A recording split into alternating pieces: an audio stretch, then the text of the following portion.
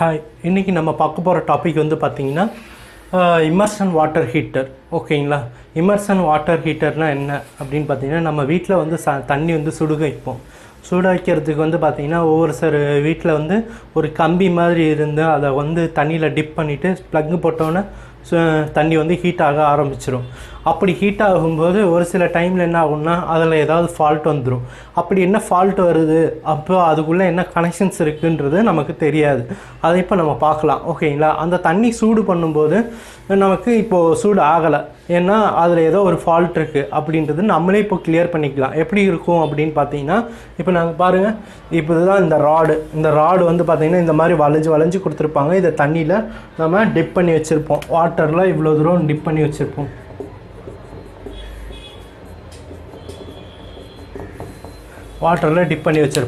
இதோட கிளாம்ப் வந்து பார்த்திங்கன்னா ஒரு கிளாம்ப் மாதிரி இருக்கும். அது மேலே தான் நம்ம சாட்சி வைக்கிறது. மேலே ஒரு பிளாஸ்டிக் பாக்ஸு, அதுலேருந்து ப்ளக் வந்து கனெக்ஷன்ஸ் கொடுக்கறதுக்கு. ஓகேங்களா? இப்போ இந்த கம்பிலேருந்து இதுலேருந்து இந்த பொசிஷன் வரைக்கும் என்ன இருக்குது அப்படின்றத இங்கே பார்ப்போம். ஓகேங்களா? இப்போ இதோட கம்பி தான் இங்கே ரெண்டுமே வரைஞ்சி வச்சுருக்கேன். இதுதான் வந்து அலுமினியம் கம்பி.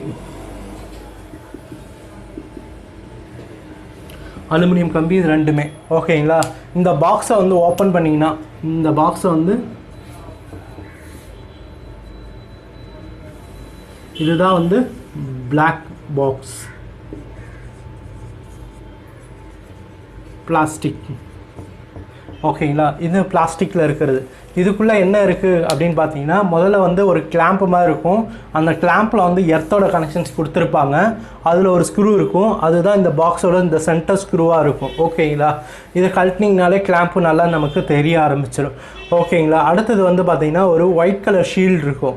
அந்த ஷீல்டு வந்து எதுக்காக அப்படின்னு பார்த்தீங்கன்னா, எர்த்து கனெக்ஷன்ஸ் வராமல் இருக்கிறதுக்காக அந்த ஷீல்டு கனெக்ட் பண்ணியிருப்பாங்க. அடுத்தது வந்து பார்த்திங்கன்னா ரெண்டு நட்டுமே மேலே கீழே அந்த மாதிரி கனெக்ட் பண்ணியிருப்பாங்க ரெண்டுமே.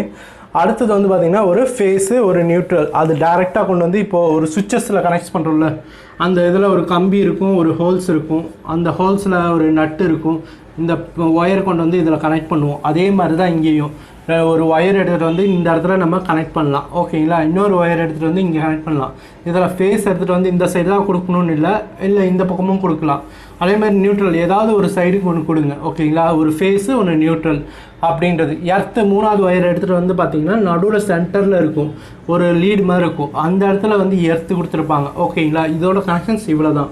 இப்போது இதில் உங்களுக்கு என்ன ஃபால்ட் வரும் அப்படின்னு பார்த்தீங்கன்னா, இந்த ஒயர் எங்கேயாவது வந்து கட்டாக இருந்திருக்கும். இதை மட்டும் ஜாயின் பண்ணிட்டீங்கன்னா நமக்கு க்யூர் ஆகிடும். இதுக்கு நமக்கு எலக்ட்ரிஷியனு அந்த மாதிரி வீட்டு வேலைங்க ஆளுங்களுக்கு கூப்பிடணுன்ற அவசியம் இருக்காது. இது வந்து நம்மளே ரெடி பண்ணிக்கலாம்.